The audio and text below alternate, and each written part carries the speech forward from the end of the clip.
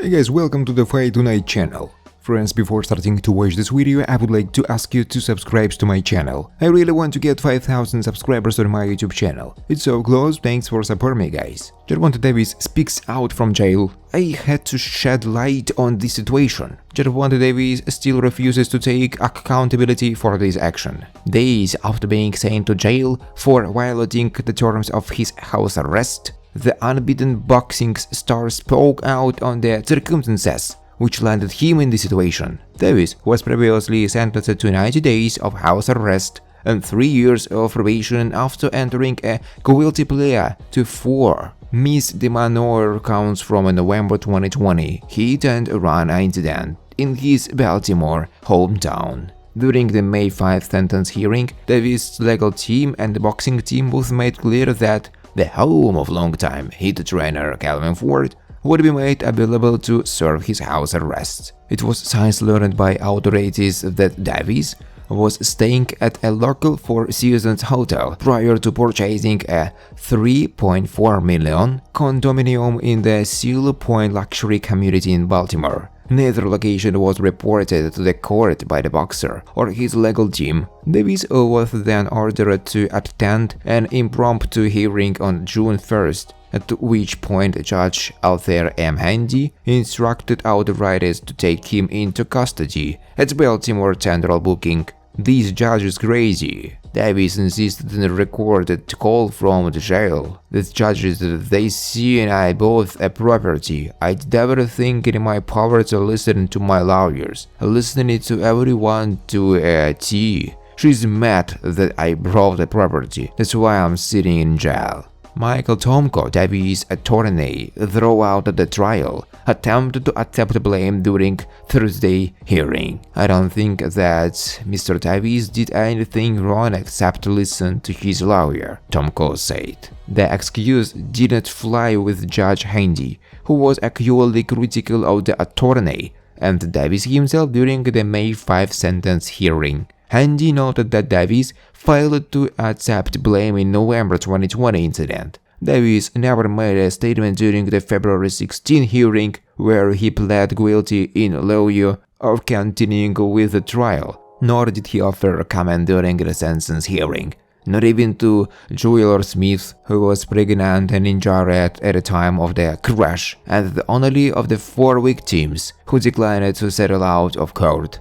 3 words: "I am sorry," Haney said to Davis during the May 5 hearing, and he was not man enough to do that. He is showing absolutely no remorse. Haney ordered Davis to serve his house arrest in Baltimore, where the crash took place. She considered it a disservice for the superstar boxer to return home to his luxury home in South Florida, instead ordering him to remain in state, where he would also have to perform 200 hours of community service not related to boxing. Davis and his legal team were clearly caught off guard by their ruling, perhaps the reason why Ford immediately offered his residence. The act was in good faith, though it was quickly made clear that his intimate residence could not properly accommodate Davis or his 24-hour security detail. "She wanted me to be in an apartment, a one-bedroom apartment,"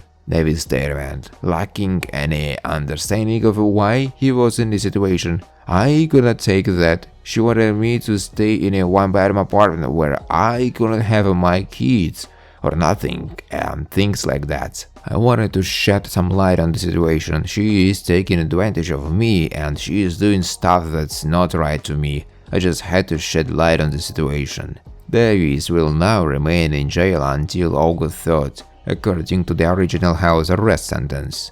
The development comes following his most high-profile victory and a successful venture to date. Davis scored a 7th-round knockout of the then unbeaten Ryan Garcia in their April 22nd non-title fight in front of a sold-out crowd at T-Mobile Arena in Las Vegas. The Showtime pay-per-view event generated more than $125 million in combined pay-per-view, ticket sales, and sponsorship revenue. The win came 3 months after Davis scored a 9th-round stoppage of unbeaten WBA junior lightweight titleist Hector Garcia, who moved up in a weight to challenge for Davis' WBA regular lightweight title on January 7th at Capital One Arena in Washington. The event moved forward days after Davis entered a not guilty plea in a separate trial in South Florida, stemming from a December 27th arrest for an alleged domestic violence incident. That case was since abandoned by the state's attorney's office in Broward County on May 22nd. Davis was involved in an early domestic violence case in Miami from a February 2020 incident involving the mother of his first child. The boxer was charged with 2 misdemeanor counts of simple battery for his actions, caught on video, where he aggressively grabbed a woman while in attendance for a charity basketball game in Miami during Super Bowl week.